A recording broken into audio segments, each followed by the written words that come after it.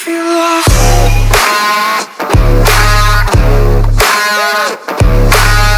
Yeah, we started Bitbird I think 2 years ago, and it was just a little platform, you know, just for our own music, promoting it. But now it's a lot of artists are really wanting to be on there, and we have got some good people right now that we are promoting, like an artist called Drulu. I think they're gonna be really big, and you know, we just want to promote good music and music that that pushes the boundaries, you know, without rules, no genres, just good music. There's definitely like a change. There's a big change in electronic music right now. I mean, Big Room used to be very big. It's still big, but I think more and more festivals and more parties are gonna be based around underground bass music. So it's gonna be about trap, about, you know, whatever, future bass, dubstep, drum and bass. I think that's gonna be like the big thing soon, like the biggest thing for sure. It's a hard question because when you say EDM, everyone thinks of Big Room. Everyone, if you say EDM, everyone thinks of, you know. Yeah, exactly. Pom pom. I don't necessarily see trap music as EDM. I see it as bass music. But you know, call it whatever you want to call it. It doesn't really matter. I mean, you can call it EDM if you want. It doesn't bother me if people say your music is EDM. As long as people love it, you know. If they feel something, it's good. Asia is crazy. For me, it's crazy. I always thought that Asia would be very, very shy, because there are some Asian people in Holland, where I'm from, and mostly those people are quite shy. They're quiet and very nice, very polite. But when I play here in the club shows and the festivals, people go crazy. They dance and they sing along to my songs, and I didn't expect that at all. So I was mind blown. I mean, I played at some parties this tour, and they even go more crazy than Americans, and that's a big accomplishment, because America goes crazy. But Asia, you're doing a good job. I just felt like I was doing that, and I don't know what to say. I felt like I wanted to have my own sound, you know. I wanted to have my own voice in music, so I was making music a long time before I started San Holo. I was playing guitar.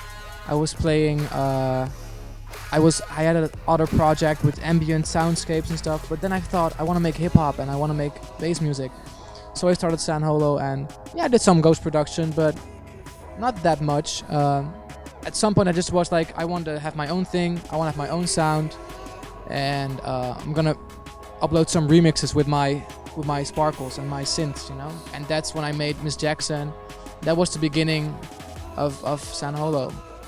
Yeah, it's me playing guitar. It was actually like I said, I used to make hip hop beats, lots of, like, you know, groovy beats, and I used to use my guitar a lot. And for a long time I did not know how to use my guitar in this music that I'm making now, because it felt weird. It felt like it didn't match. But that track got featured in like a big show in America called Silicon Valley, and I decided I'm just gonna make this track a 2016 version. So I made a new version of it, and I uploaded it, and people love it. And I think when I'm gonna work on my album next year, I think I'm gonna use a lot more guitar than I ever did before. Sure, yeah. I mean, working with labels, it can be very cool. Most of the time, it's very cool because you get to experience lots of new fans and a different fan base. But it's always nice to have your own place of, like for me, it's Bitbird. You know, I feel like, yeah, if no one wants my music, I can always release it on my own label, and the people that like Bitbird know what we're about. We are about doing new stuff and promoting innovative music that doesn't sound the same or doesn't sound safe per se. So yeah, it's a safe place for me and a good place for me to support the music that I want people to hear. I mean, the music we are releasing, I do that with my friend Thorwald. He's also my tour manager and does all my graphic design and videos, artwork. When we release something on Bitbird, we feel like that should have like millions of plays, and that should be on the main stage of Ultra, you know? That's what we feel. Is it right now, right? Next year is 2017, right? Okay. 2016 for me was really crazy. I never used to tour. I used to be in my studio all the time making music, and now I am flying lots of airplanes, not by myself, but like I'm sitting in an airplane. I wish.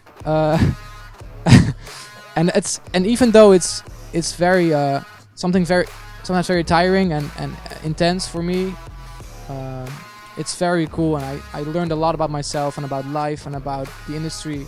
So it's life changing. My life is changed now, and it will continue to change probably every year.